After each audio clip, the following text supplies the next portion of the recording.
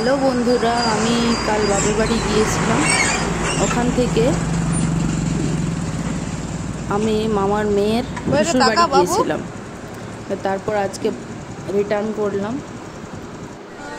তো বাবা দিতে এসেছিল। এই যে দেখা যাচ্ছে, এটা শালতোড়ার কালী মন্দির। শালতোড়ায় বাসে চেপে তারপর রানীগঞ্জ পর্যন্ত আসলাম। পাঞ্জাবি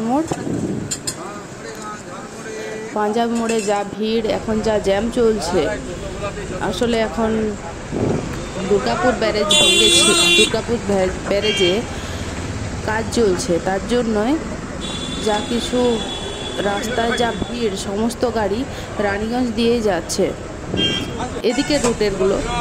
তারপর রানীগঞ্জে যা ভিড়, জ্যাম পেরিয়ে অবশেষে 1.5 ঘন্টার রাস্তা 4.5 ঘন্টা সময় অতিক্রম করে তারপরে পৌঁছালাম রানীগঞ্জ বাজারে। এতক্ষণ বাজারে ঢুকে পড়ে তারপরে ভিড়টা কমে, বাজারে আগে থেকে মেজিয়া ব্রিজ থেকে একবারে মিউনিসিপ্যালিটি এলাকার আগে পর্যন্ত যা ভিড় ছিল, জ্যামে আটকে ছিলাম, সেখানে 4 ঘন্টা লেগে গেছে।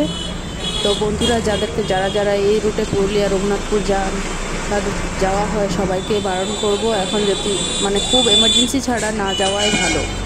গরমের ছুটি হোক, যাই হোক, এখন রাস্তা জ্যাম আছে, গেলে খুব অসুবিধায় পড়বে। বিশেষ করে গরম তো এত বেশি, সেই গরমে যাওয়া অস্থির হয়ে যাওয়া। বাচ্চা কাচ্চা নিয়ে তো নয়, বাচ্চা নিয়ে গেলে পরে বাচ্চার প্রচণ্ড কষ্ট হবে, বাচ্চা কাঁদতেও শুরু করে দেবে, এরকমটাও হয়। তো বাজারে প্রচুর ভিড় ছিল। তো ভিড়ের সময় জ্যামে আমি কোনো ভিডিও করতে পারিনি। জ্যাম কাটিয়ে যখন রাস্তায় ক্রস করছি তখন একটুখানি ভিডিও করলাম। রানীগঞ্জ বাজারটা তখন পাস হচ্ছে, যে বাজারের ভিডিও।